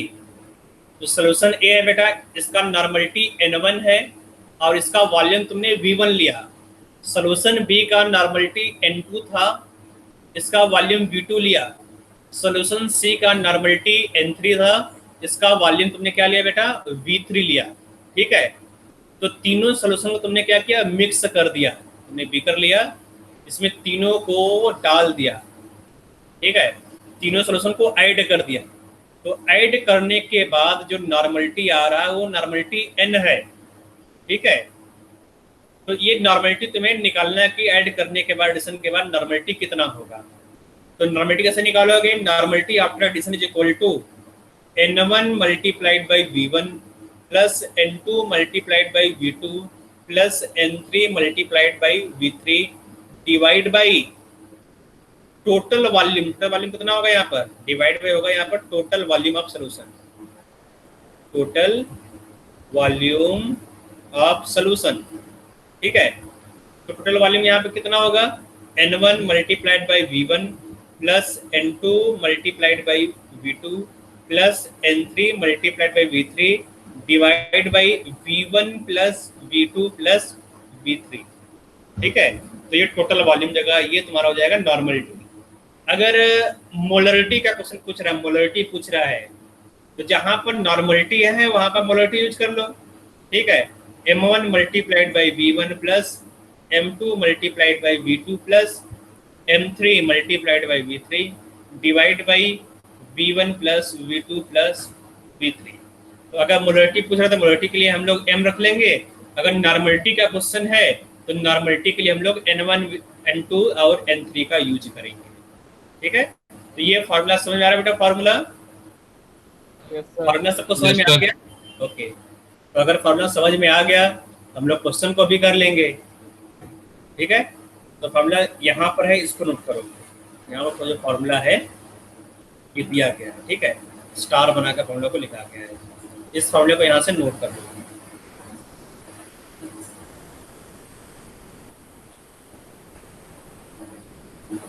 Note कर लिया फॉर्मूला बेटा?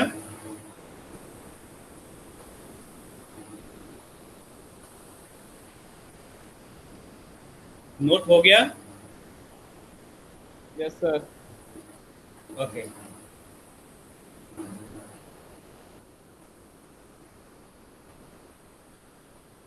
यहाँ पर एक क्वेश्चन ऊपर दिखा था, मैं उसी को ले लेता हूँ। Molarity equation of the mixer solution of the same substance is given by. ठीक है, तो अभी तो तुमने किया था, अभी देखो ये वाला फार्मूला है, देखो यहाँ पर है ना, ये जो फार्मूला है, तो जो टोटल वॉल्यूम है इसको क्रॉस मल्टीप्लाई कर दिया। यहाँ जो टोटल वॉल्यूम है इस वॉल्यूम को यहाँ पर क्रॉस मल्टीप्लाई, ठीक है, M multiplied by V1 plus V2 plus V3 इस तरह से कर दिया गया है। देखो यहाँ पर दिख रहा है फॉर्मूला, दिख रहा है ना बेटा? Yes sir. और उसमें कुछ है नहीं, देखा हो तो कोई दूसरा क्वेश्चन है तो कर लेते हैं।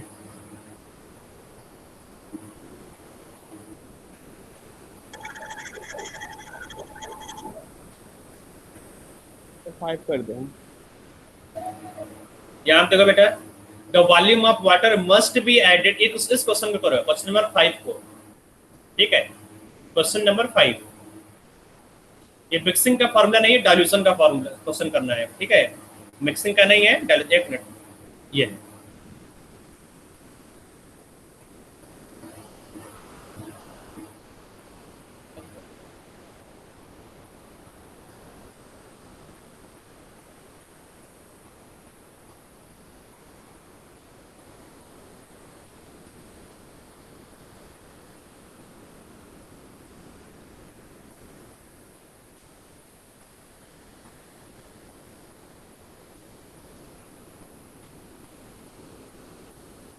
ठीक है बेटा, मैंने क्वेश्चन क्लोज कर दिया। यहाँ पे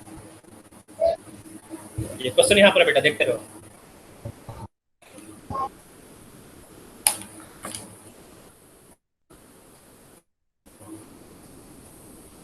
दिख रहा है ना क्वेश्चन?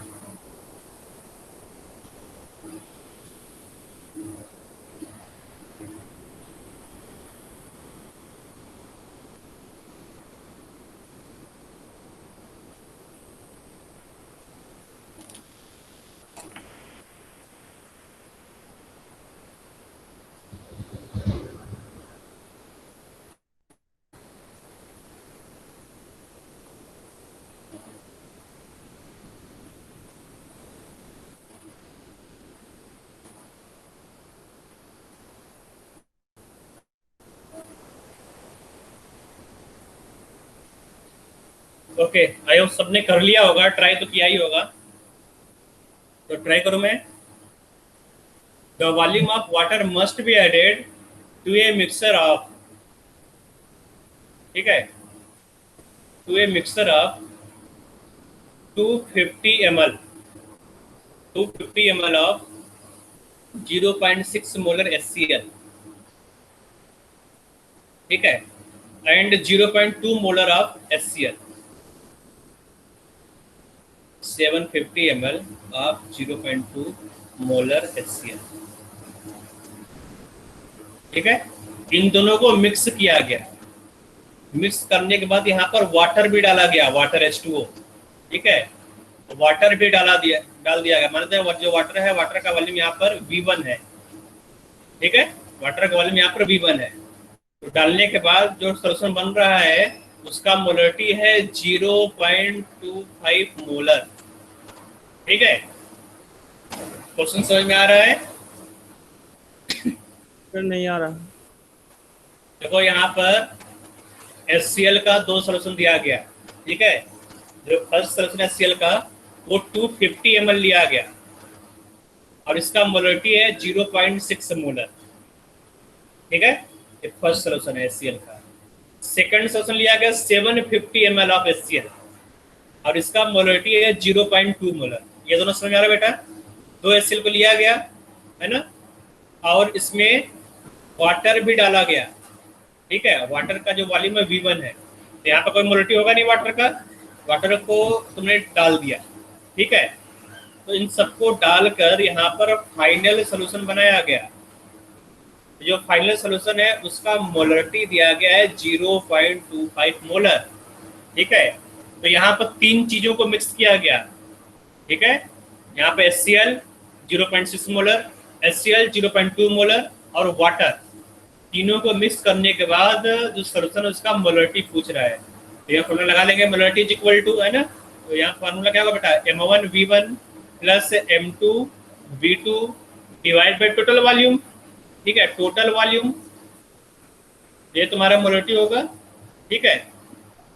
तो अब यहाँ पे जो मोलरिटी कितना आना चाहिए बेटा? 0.25 आना चाहिए। 0.25 इज इक्वल टू M1 कितना है? 0.6, वॉल्यूम कितना बेटा? 250 ml प्लस M2 कितना है? 0.2 मल्टीप्लाइड वॉल्यूम कितना है? 750 डिवाइड बाय टोटल वॉल्यूम कितना हो गया बेटा?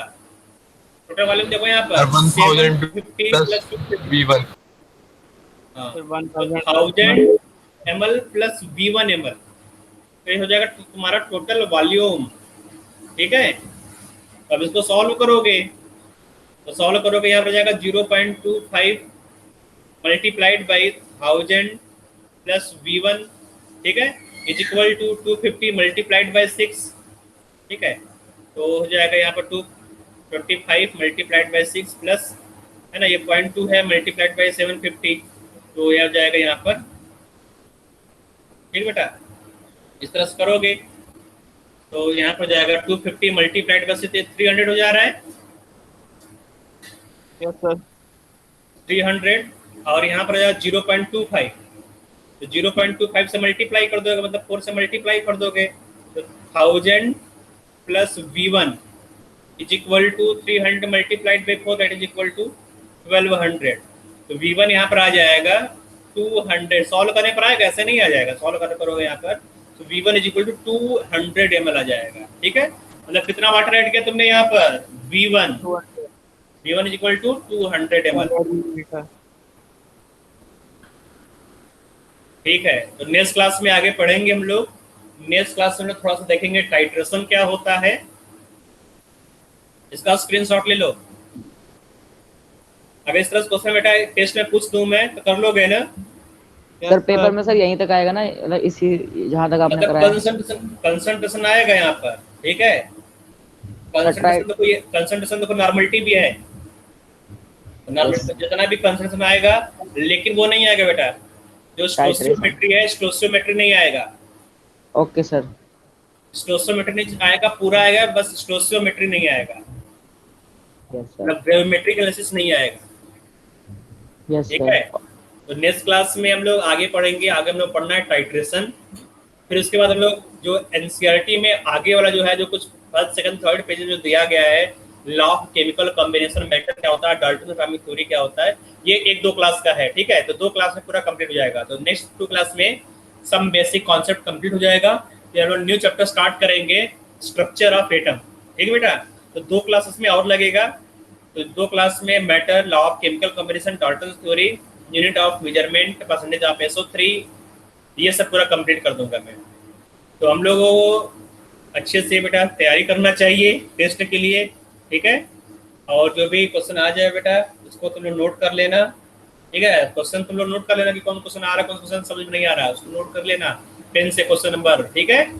और टेस्ट के बाद जो पहला क्लास होगा हम लोग टेस्ट एनालिसिस करेंगे कि किस तरह से क्वेश्चन तुम लोगों का हुआ या नहीं हुआ, ठीक बेटा। तो तब तक के लिए बाय बाय, नेक्स्ट क्लास में मिलते हैं।